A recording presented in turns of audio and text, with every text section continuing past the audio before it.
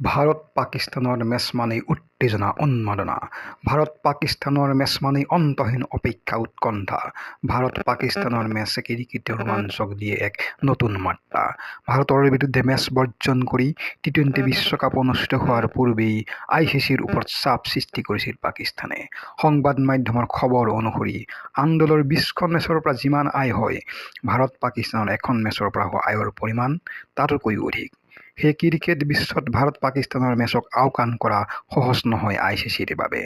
ভাৰত পাকিস্তানৰ মেচ নহ'লে কেৱল ICC আৰ্থিক ক্ষতিৰ সন্মুখীন হ'ব এনে নহয়, লোকচান হ'ব ব্ৰডকাষ্টাৰ, অংশগ্ৰহণকাৰী দল আৰু সামগ্ৰিকভাৱে ক্ৰিকেটক লৈ বেপাৰ কৰা সকলোৰে।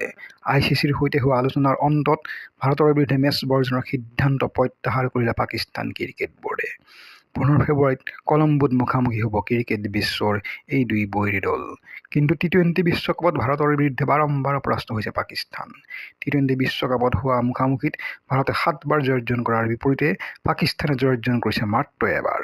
প্ৰশ্ন উঠিছে, আন এক পৰাজয়ৰ সংকটে ভাৰতৰ সন্মুখীন হ'ব বিচৰা নাছিল নেকি পাকিস্তান?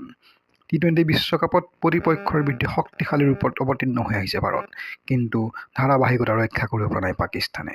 শেহতীয়াকৈ এছিয়া কাপত ভাৰত-পাকিস্তান 3বাৰ মুখামুখি হৈছিল। তিনিওবাৰেই ভাৰতে হৰুৱাই দিছিল পাকিস্তানক। পৰিসংখ্যাৰ দিশৰ পৰা 15 ফেব্ৰুৱাৰীত ফেভৰিট হিচাপে পাকিস্তানৰ সন্মুখীন হ'ব ভাৰত। টি-20ত উভয় দেশ মুখামুখি হৈছে 15 বাৰ। ইয়াৰ 12বাৰেই জয়াৰ্জন কৰিছে ভাৰতে। টি-20 বিশ্বকাপ অনুষ্ঠিত হোৱাৰ পূৰ্বেই ভাৰতৰ বিৰুদ্ধে মেচ বৰ্জন কৰি পাকিস্তানে যি হইচইৰ সৃষ্টি কৰিছিল, 15 ফেব্ৰুৱাৰীত তাৰ উত্তৰ দিবলৈ সাজু সূৰ্যকুমাৰ যাদৱ নেতৃত্বাধীন ভাৰতীয় ক্ৰিকেট দল।